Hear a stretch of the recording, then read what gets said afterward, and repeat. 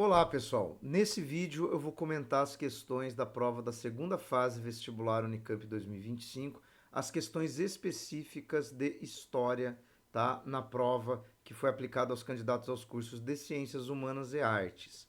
Então vamos aqui para o caderno de questões, tá? As questões começam no item 9, tá? As questões de História vão da 9 a 14, lembrando que já tem um outro vídeo aqui no canal com as duas questões interdisciplinares de ciências humanas que foram aplicadas a todos os candidatos. Primeira questão de história traz o seguinte texto, ó. Na noite de São Bartolomeu de 1572, os católicos massacraram os protestantes huguenotes na França. Somente em Paris, 3.000 protestantes foram exterminados naquela noite. A violência se espalhou por todo o país e o número de mortos chegou a dezenas de milhares. Poucos dias antes, o ambiente na capital para a celebração do matrimônio real, que deveria encerrar um terrível decênio de lutas religiosas, era aparentemente calmo. Os noivos eram Henrique, rei de Navarra e chefe da dinastia dos Huguenotes, e Margarida Valois, princesa da França, filha do falecido Henrique II e Catarina de Médici.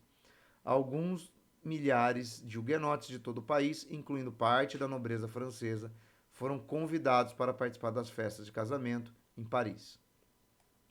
Com base em seus conhecimentos sobre o contexto da época, tendo em conta as informações do texto, caracterize como a intolerância se manifestou na noite de São Bartolomeu e analise dois elementos políticos deste evento.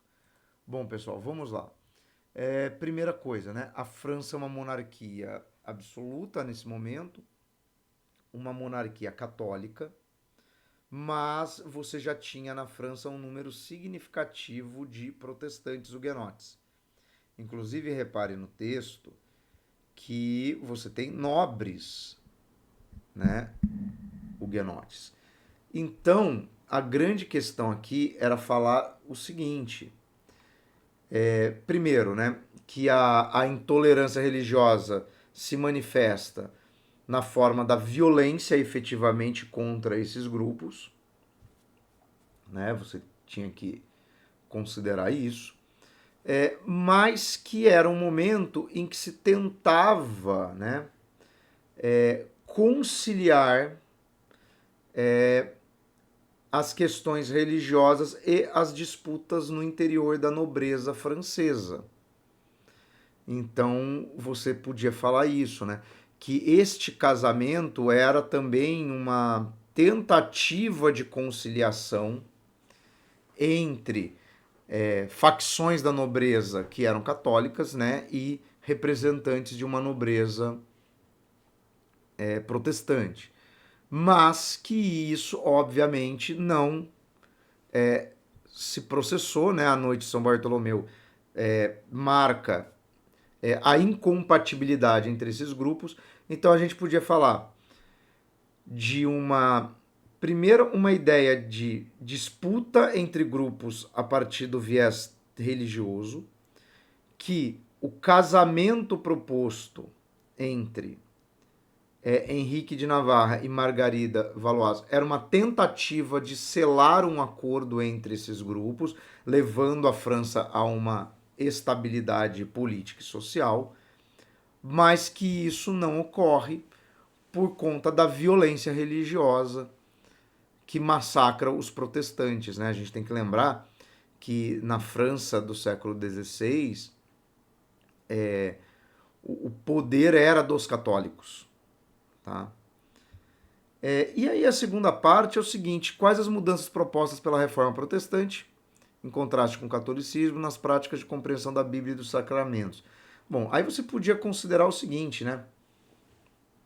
Que a compreensão da Bíblia se modifica porque os protestantes vão adotar não só a Bíblia como o culto realizado na língua local, ou seja, as Bíblias são traduzidas para as línguas locais, né, para as línguas vernáculas, enquanto a Igreja Católica se mantinha presa à ideia da Bíblia em latim. Isso permitiu, então, para os protestantes um maior acesso direto ao texto. e os sacramentos são reduzidos nas igrejas protestantes, né? Então você tem uma simplificação, vamos dizer assim, dos ritos religiosos, o que torna, né, a religião protestante uma religião mais, vamos dizer, mais prática, né, para ser realizado, né? Então você tinha que pensar nessa questão, né, de maior acesso à Bíblia e também uma simplificação dos ritos religiosos, o que facilitou a expansão do protestantismo. Então, questão 9, tema aí sobre a reforma protestante. Vamos aqui ao 10. Ó, ao estudar a experiência revolucionária dos Estados Unidos no final do século XVIII, a filósofa Hannah Arendt, na obra Sobre as Revoluções, afirmou que o fundamental para qualquer compreensão das revoluções na era moderna é a convergência entre a ideia de liberdade e a experiência de um novo início. Tá. E, visto que a noção corrente no mundo livre é a de que a liberdade e não a justiça ou a grandeza constitui critério supremo para julgar as constituições dos corpos políticos, o grau de nosso preparo para aceitar ou rejeitar tal convergência dependerá não só de nosso entendimento da revolução, como também de nossa concepção de liberdade de origem nitidamente revolucionária. Então vamos lá. O que é fundamental, segundo a autora, na experiência revolucionária moderna? Tá aqui, né? Então, para Hannah Arendt, o elemento fundamental para uma ideia de revolução moderna é a ampliação das liberdades. É a conquista de liberdades. Tá?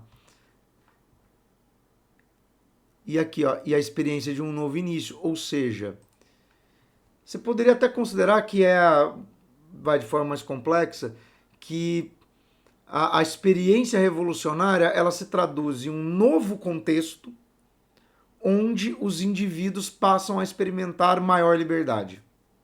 Seria isso. Tá? Identifique historicamente a dimensão transatlântica deste preceito de fundação dos Estados Unidos no fim do século XVIII. Bom, o que ela quer dizer com transatlântica? Algo que veio da Europa para a América. Tá? E aí você poderia também completar dizendo o seguinte, que essa concepção de revolução dos Estados Unidos do século XVIII, ela é derivada dos princípios do iluminismo europeu que atravessam o Atlântico e influenciam os movimentos de independência do continente americano. Porque afinal a Revolução Americana nada mais é do que a independência dos Estados Unidos. Belezinha? E aí a B, ó, defina a contradição social da noção de liberdade. Noção essa que prevaleceu na cultura política e constitucional na fundação dos Estados Unidos. Aponte uma mudança sobre a noção de liberdade levada a cabo na Guerra Civil Americana. Bom, aqui é para falar da grande contradição de liberdade dos Estados Unidos pós-independência, que é a manutenção da escravidão entre o momento da independência e a Guerra Civil Americana. Então você podia falar que a sociedade americana do século XVIII e XIX, ela tinha uma contradição óbvia que era se basear num conceito de uma nação livre e democrática, porém sustentada na manutenção da escravidão. E que, com a Guerra Civil, e aí a adoção da 13ª emenda, mas não precisaria falar da 13ª emenda, tinha que relacionar a Guerra Civil Americana com a abolição da escravidão. Então, se você escrevesse aqui, embora baseada no conceito de liberdade, a independência dos Estados Unidos criou uma nação que ainda preservava a escravidão, e por isso havia uma contradição óbvia, essa contradição só vai ser parcialmente resolvida na Guerra Civil, com a abolição da escravidão. Por que parcialmente resolvida? Porque mesmo com a abolição da escravidão, você ainda vê nos Estados Unidos até o século XX leis de segregação racial em vários estados. Então você tinha que trabalhar com esse conjunto de contradições da sociedade americana. Também, pessoal, uma questão aí de bastante atualidade, né? Basta você se debruçar sobre qualquer questionamento da sociedade norte-americana contemporânea, que essas questões raciais, né, e todo problema do pós-escravidão e das leis de segregação estão presentes ainda, né? Então, questão legal, tema bem interessante. Essa que eu gostei muito, né, questão que trata aí de peças publicitárias. Ó, 11ª questão. Em 1888, George Eastman pôs em circulação a primeira câmera simples com filme transparente em rolo, acompanhando-a com o slogan "You press the button, we do the rest". Você aperta o botão, nós fazemos o resto. Eastman registrou a patente da câmera com o nome Kodak, com a intenção de que funcionasse em várias línguas ao prever sua atuação no mercado global. Olha que interessante, né? Ele deu um nome que fosse pronunciável em várias línguas, né? Aí a gente tem o primeiro cartaz aqui, propaganda Take a Kodak with you, leve uma Kodak com você, 1921. E aqui, propaganda If you want it, take it with a Kodak, if it's a Eastman, isn't a Kodak. Se você quiser, pegue, fotografe com uma Kodak. Se não é um Eastman, não é um Kodak, tá?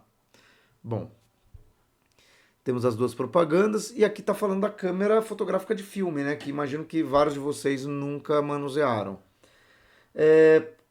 E aí explica-se o item B. Com base no texto nas imagens acima, identifique duas características do projeto de fotografia amadora elaborado por George Eastman. Ao analisar as imagens, caracteriza a figura Kodak Girl, garota Kodak, criada pela empresa, contrastando com o que apresenta na segunda propaganda. Então vamos lá.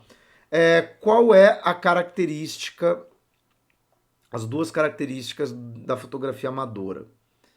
Primeiro, a ideia de que você popularizaria a fotografia fazendo com que o equipamento se tornasse de simples manuseio, né? Qualquer pessoa poderia usar. Porque antes, pessoal, dessa câmera com filme de rolo, você tinha aquelas câmeras enormes que eram estáticas, tá? Você usava umas placas de vidro ou uns filmes fotográficos que eram umas pranchas grandes. A câmera fotográfica com o filme de rolo, ela permitia que você carregasse um cartucho com o rolo fotográfico e tirasse várias fotos. Era um equipamento menor, era um equipamento muito mais prático para você carregar. Então, assim, primeira base desse projeto do Eastman, que a fotografia se popularizasse pela simplicidade do equipamento, que as pessoas passassem a fotografar momentos do seu cotidiano, tá? E você também podia considerar que ele começa a associar a ideia da fotografia como um mecanismo de memória. Por quê? Porque ele passa a ter um pouco essa noção de que tudo aquilo que é realmente muito importante nos seus momentos cotidianos, na sua vida, você vai eternizar a partir do registro fotográfico. Então você poderia abordar algum desses elementos. E aí ele fala para caracterizar a figura da garota Kodak em contraste com a outra. Bom, a garota Kodak acaba sendo a garota propaganda, né, dessa marca. Por quê? Porque a ideia aqui é você criar a percepção, primeiro, de uma simplicidade, né? A gente tem que pensar que em 1921, quando essa propaganda foi feita, a concepção que se tinha de gênero era realmente de que as mulheres teriam certa dificuldade em manusear equipamentos. Então, se você associava o equipamento à figura de uma mulher, você reforçava o discurso de que o equipamento ele é de simples aprendizado, de simples manuseio. Sim, uma visão absurdamente misógina da sociedade, mas que cumpria esse papel discursivo, tá? Então, a ideia, né, era de que, primeiro, que você podia usar essa câmera em diversos contextos, de que você usaria nos momentos familiares, né? A garota Kodak cumpre esse papel. E a segunda imagem já refere-se a um contexto masculino, né? Porque você vê aqui elementos da masculinidade. É um caçador, olha a arma. Então, quer dizer, você associar o produto a diferentes contextos, tanto um contexto mais familiar, mais feminino, garota Kodak, quanto ao contexto mais aventureiro, mais masculino, né? Dessa imagem do caçador. Então você tinha que considerar esse contraste, porque você está direcionando para dois públicos o produto. E a parte B diz o seguinte: identifique uma nova característica fundamental da fotografia amadora contemporânea, considerando o contexto a partir dos anos 2000. Compare o modo como as fotografias passaram a ser produzidas e consumidas a partir deste momento e como isso ocorria antes. Por fim, identifique o impacto sociocultural pelas mudanças apontadas por você no decorrer de sua resposta. Pessoal, vamos lá. Vocês fizeram a parte interdisciplinar. Lá tem um texto de 1998 que fala dos primórdios da internet. E aqui ele bota anos 2000. Por quê? Porque é a partir do século 21, né, então 2000 e pouco, que começa a se tornar muito popularizado as câmeras digitais e que hoje a gente basicamente nem usa mais uma câmera digital, né? A gente basicamente tira fotos a partir do celular apenas. Então, vamos lá. Qual é a grande mudança? Nós abandonamos os equipamentos fotográficos analógicos, né? Os equipamentos fotográficos de filme, passamos a ter equipamentos de fotografia digital. Isso nos permite tirar fotografias numa velocidade, numa quantidade muito maior, porque a gente tem que lembrar que quando você tirava foto com filme fotográfico, você tirava foto, você tinha um número limitado de fotografias naquele cartucho de rolo de filme, e você tinha que depois levar para um laboratório para revelar o filme. Você só ia ver a foto depois. Hoje não. A gente tira a foto digital e vê o resultado instantaneamente. Então, como as fotografias passaram a ser produzidas e consumidas a partir deste momento? A gente passa a ter, então, o abandono dos equipamentos analógicos, o uso dos equipamentos digitais, um imediatismo no consumo dessas fotografias, porque a gente vê o resultado ao mesmo, né, no mesmo momento, e a produção de uma quantidade de registros fotográficos muito maior. Porque a gente pode produzir quantas fotos a gente quiser, quantas o sistema de armazenamento ali for capaz de acomodar naquele momento. E qual é o impacto sociocultural dessas mudanças? Primeiro, a gente tem uma banalização da fotografia, ela perde o seu caráter de registro de momentos solenes, ela vira muito mais um registro cotidiano, um registro espontâneo, um registro até banal. Mas, por outro lado, ela ampliou a diversidade de registros. Então, a gente pode utilizar esses elementos. Poderia falar também que hoje a gente difunde as fotografias que tiramos pelas redes sociais. Por sinal, sigam aí o Instagram aqui do canal, onde eu posto também algumas coisas e aviso quando tem vídeos novos. Então, quer dizer, a gente hoje tem uma relação completamente diferente com a fotografia. Tá? As minhas fotos de criança são fotos preto e brancas, muitas delas. tiradas com filme fotográfico e muitas reveladas, inclusive, em um pequeno laboratório caseiro que a minha família tinha, né? Um laboratório de fotografia amadora. Com o passar do tempo, a gente começou a ter fotos coloridas, né? E depois fotos digitais, né? Os meus filhos já nasceram numa era de fotografia digital. Então, assim, a quantidade de fotografias que eu tenho deles é muito maior do que a quantidade de fotografias que registram a minha infância. Então, né, é esse paralelo geracional que o item B aqui está se referindo. Mas bem legal essa questão, porque aborda também algo muito do cotidiano dos vestibulandos, né? Eu imagino que vocês tiram muitas fotografias com seus aparelhos celulares. Bom, questão 12. De 1914 a 1945, as economias latino-americanas foram sendo abaladas por crises sucessivas no comércio exterior, decorrente de um total de 20 anos de guerra ou depressão. A crise prolongada dos anos 30, no entanto, pode ser encarada como o ponto crítico da ruptura do funcionamento do modelo primário exportador. A violenta queda na receita de exportação acarretou de imediato uma diminuição de cerca de 50% da capacidade de importar que a maior parte dos países da América Latina detinha. No caso do Brasil, esse quadro obrigou a economia do país a voltar-se sobre si mesma, desenvolvendo novas atividades produtivas, com apoio em faixas de demanda interna até então atendidas pelas importações. Beleza. Aqui está falando dos impactos das guerras mundiais da crise 29 e de uma política de substituição de importados. Beleza.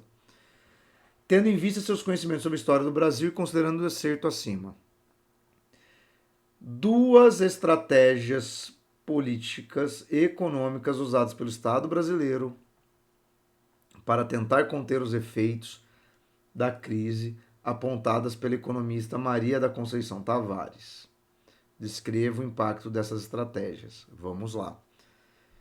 Podemos falar uma que tem a ver com a questão do café, que é a manutenção durante os anos Vargas da compra de excedentes de café e sua destruição para evitar a falência do setor agroexportador brasileiro que vinha sofrendo abalos, né, nos anos 30.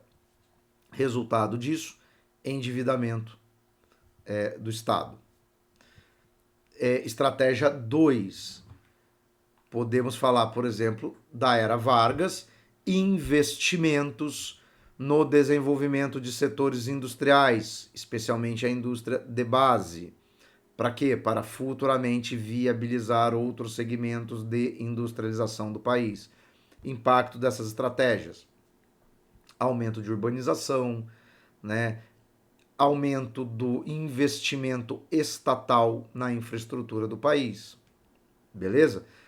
Podemos também falar da tentativa de desenvolver aí por meio da iniciativa privada. Vamos lembrar que nem toda a industrialização da era Vargas é feita com capital do Estado, né? Mas o desenvolvimento de alguns setores industriais de substituição de importados. Isso a gente vê na República Oligárquica durante a Primeira Guerra Mundial e durante os anos do governo Vargas por conta da Segunda Guerra Mundial. Então você podia falar: política de compra de excedentes de café levou ao endividamento do Estado, indústrias de base na época do Vargas, aumento da infraestrutura, e políticas de substituição de importados, que aumentou também alguns setores industriais, principalmente nos meios urbanos do Sudeste. Cite e analise criticamente duas consequências da política de industrialização brasileira adotada pelo governo JK, no âmbito nacional e no internacional. Bom, o JK a gente sempre associa a questão da introdução da indústria automotiva no Brasil. Então a gente pode falar que o JK tem uma atração de multinacionais para o Brasil, o que mostra que há um vínculo entre as políticas implementadas pelo Estado brasileiro e o interesse de um capital externo em expandir-se pelo mundo. E a gente pode falar de consequências internas, né? Que essa modernização industrial do JK levou a quê? Migrações internas, concentração populacional em algumas cidades industriais do Sudeste, tá? Concentração, então, industrial seria a consequência mais óbvia, tá? Então, questão aí também sobre temas bem clássicos da economia brasileira. E aqui na 13 a gente tem uma questão sobre o Chico Mendes, né? O texto a seguir faz uma apresentação do projeto Seringueiros, idealizado pelo ativista Chico Mendes e pela antropóloga Mari Alegretti. O projeto Seringueiros, que adotou a metodologia de Paulo Freire, foi criado em 1981 por Chico Mendes e Mari Alegretti. Ixi, tá faltando um R aqui no enunciado, é Alegretti. Seu objetivo era preparar instrutores para ensinar os seringueiros, pessoas que até então eram mantidas em semi-escravidão por seus patrões dos seringais, a ler e escrever. Esses patrões se aproveitavam do fato de os seringueiros não saberem os números nem as letras e por isso sempre deixavam com dívidas gigantescas. A primeira escola foi construída no Seringal Nazaré e era um pequeno barraco de pau a pique muito simples e rústico. A área de atuação do projeto foi a região de Chapuri e Epitaciolândia. Esse projeto foi reconhecido e recebeu diversos prêmios, inclusive da Unicef Brasil. Tá, e Chico Mendes acabou assassinado, né? Tendo em vista seus conhecimentos históricos e considerando o projeto, descreva as formas de atuação de Chico Mendes na floresta amazônica. Bom, o que o Chico Mendes queria? Ele queria promover a emancipação dos trabalhadores dos seringais por meio da educação, por meio da conscientização, tá? Por meio de uma série de medidas sociais para que esses trabalhadores se organizassem e passassem a ter acesso a direitos de cidadania, né? Também podemos falar do Chico Mendes com relação à defesa de questões ambientais, do direito das populações amazônicas, né? Tanto indígenas como quilombolas. Olha lá como se relaciona de novo com as questões interdisciplinares, né?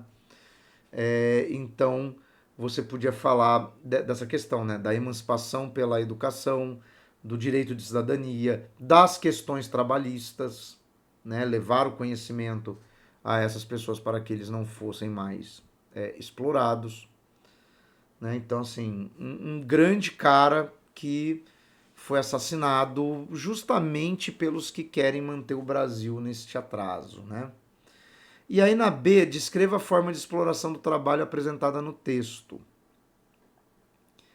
Cite e descreva duas outras formas de exploração do trabalho no Brasil no século XIX. Bom, o que ele está falando aqui, né? O que é essa semi-escravidão?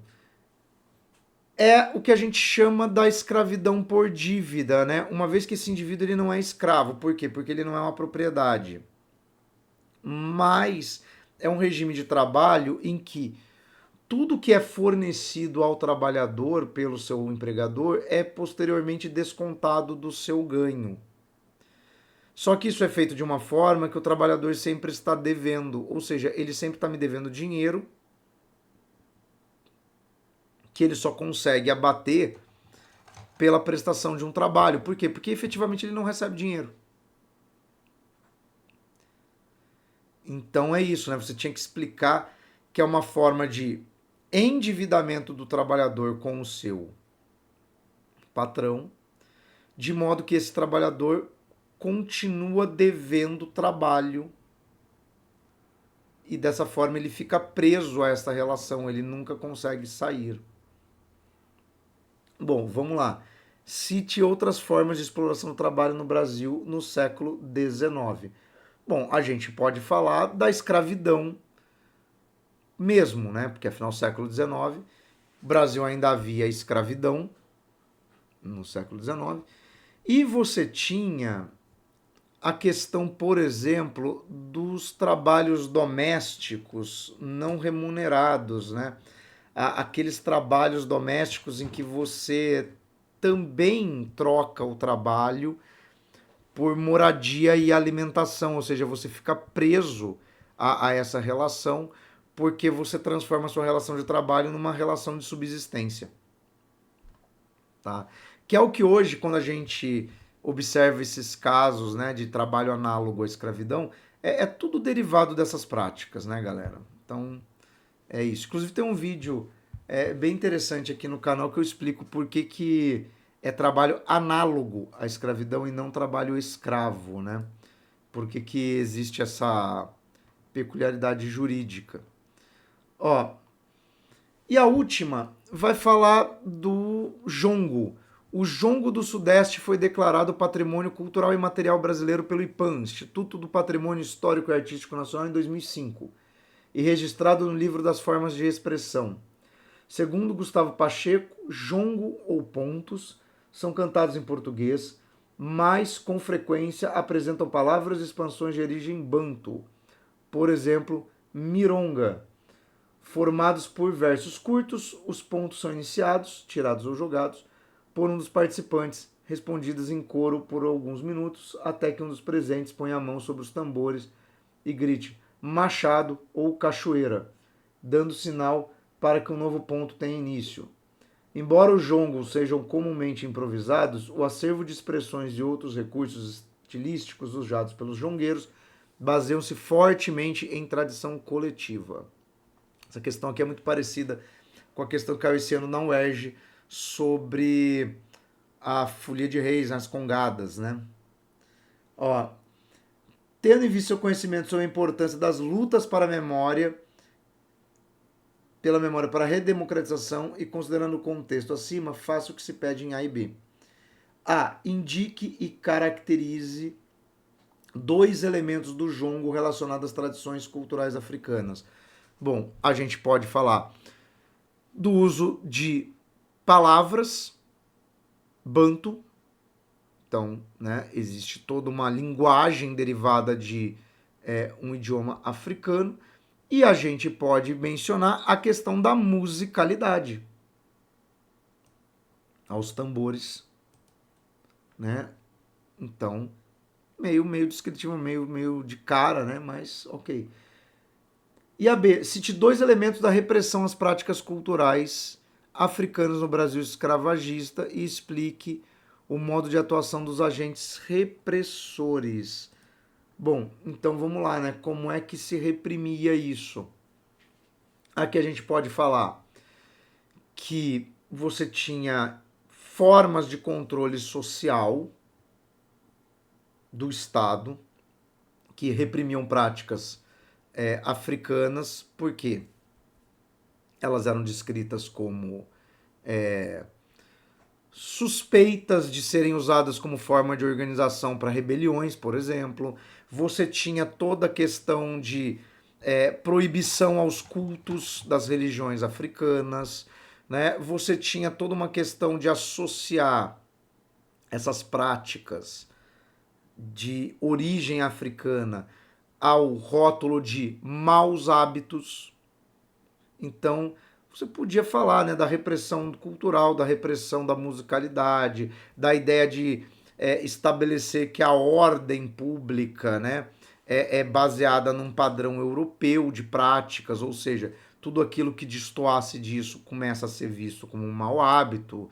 Tá? Isso aqui lembra muito, pessoal, para quem já leu O Curtiço, né, do Aloysio de Azevedo, aquele contexto, né, de que tudo que é uma prática mais africana é vista na sociedade brasileira como uma prática de degeneração dos costumes, tá? Então você podia mencionar isso e falar que as forças policiais eram usadas para a repressão dessas práticas, né? Então você tem toda a questão da repressão ao samba, a repressão aos terreiros, né, de religião de matriz africana, a proibição das práticas públicas desse tipo de cultura. Então você tinha que ir para esse caminho, mas também é uma resposta um tanto genérica, né? você tinha que falar da repressão a essas práticas religiosas e culturais. Beleza? Bom, essas foram as questões da segunda fase da Unicamp 2025. Se você respondeu alguma outra coisa, coloca aí no campo de comentários, tá? Se você gostou, deixa o seu like, deixa o hypar, ativa as notificações, se inscreva no canal e bons estudos e até